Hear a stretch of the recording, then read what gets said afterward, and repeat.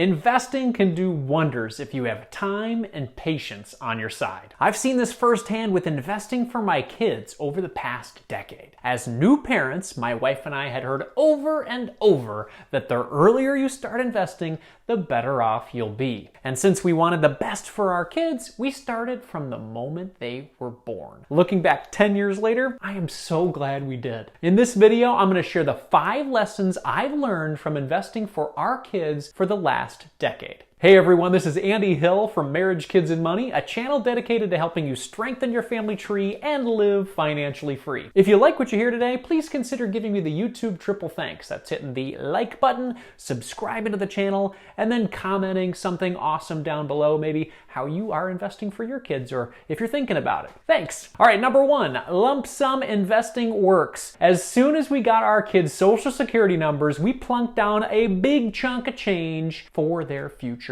college expenses. We went with a 529 college savings account as we felt that was the best solution for our family. We contributed $10,000 for my daughter's college fund in 2012 and $5,000 for my son's college fund in 2014 when he was born. The difference in the contribution amount was due to us having more available liquid cash when my daughter was born. I had a good sales year that year. Given the difference, we tried to catch up so they would be more even over the years. But that extra $5,000 and the 2 years of additional compound growth in the market has made that very difficult. After years of growth, our daughter's 529 account now sits at around $50,000 with 7 years until college time, and our son's account is around $33,000 with 9 years until college time. By contributing a large amount of money in the beginning, we took advantage of some incredible market growth over the past decade. We continue to contribute monthly, but those initial contributions really got the ball rolling for us. Number 2, automation makes it easy. After our initial lump sum deposits, automated contributions supported our kids' account growth each month. We budgeted a comfortable amount, we set up recurring contributions, and we simply let them alone. As our income increased or decreased over the years, we would adjust our contributions accordingly. While we loved investing for our kids' future, we also wanted to make sure our future was taken care of first. We didn't want to end up living in their basement in our retirement years after all, right? We took advantage of our workplace 401ks, Roth IRAs, and even health savings accounts, which are HSAs, and we used that for our future comfortable retirement. By setting up automation to work for our kids' future as well as our future,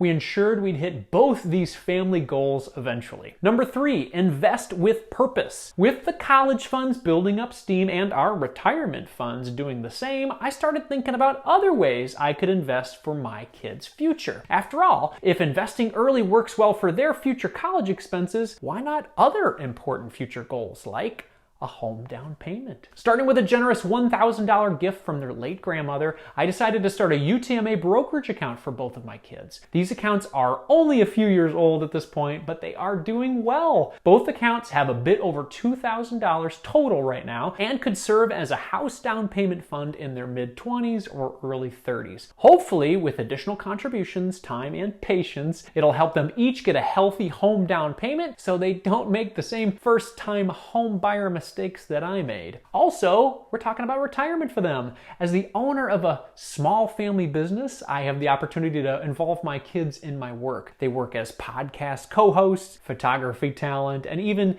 they help me with shooting some of these videos. With this support, I've been able to pay them a fair wage, and I get to spend time with them doing work that I love. This idea of family work-life integration is something that has been fun to explore a lot lately. The Roth IRA for kids has been an excellent way for us to help our kids use their earned income from our time together to save for their retirement needs. This way, I get to work with my kids and help them create a comfortable future for themselves. Both of my kids have around $3,500 put away for retirement already. Number 4, compound interest is awesome. These 3 investing goals, college, a future home, and retirement, are many years or even decades away. The longer we have until we actually need the money, the more compound interest can actually work its magic. To demonstrate this magic, let's use a compound interest calculator to give an educated estimate of where my kids' accounts might end up. To keep the math simple, I'll assume $100 for monthly contributions going forward and a conservative 7% real rate of return, and we'll use rounded numbers. First up, we got my daughter's college with a target date of 2030. That will become $91,000. And then we've got my son's college with a target date of 2032 of $75,000 total. And then we've got my daughter's home down payment with these assumptions of a target date of 2040. That'll make her 28. We'd have $43,000. And then let's look at my son's home down payment with a target date of 2042. Again, he'll be 28 years old. If we do these contributions, that would be $52,000. And then let's talk retirement. This is the longest distance here. My daughter's retirement, a target date of 2072. She'll be 60 years old. We've got the chance to get to $551,000. That's incredible. And then looking at my son with a target date retirement of 2074. Again, he'll be 60 years old.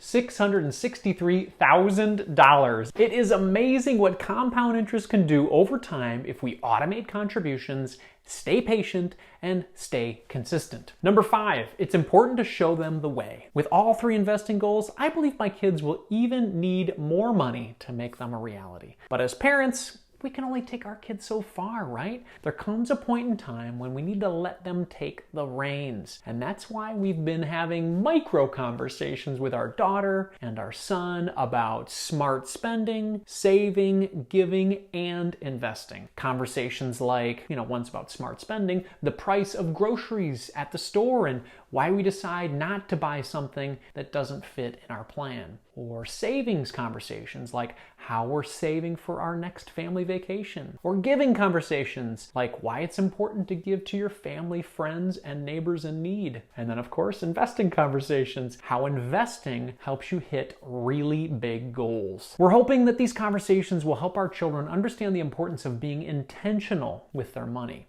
Over time, through trial and error, we feel confident that we'll get there. Well, enough from my side, everyone. I want to hear from you. What do you think of these lessons learned after investing for my kids for a decade? Where are you on your generational wealth journey? Are you already investing for your kids? Please let me know in the comments below. Oh, and if you're looking for a resource that explains this investing path a little more, you can check out my free resource at makemykidamillionaire.com. It explains my definition of the 60/40 generational wealth plan. That's a free resource that you can check out there at makemykidamillionaire.com. Thanks for hanging out today, everyone. Carpe diem.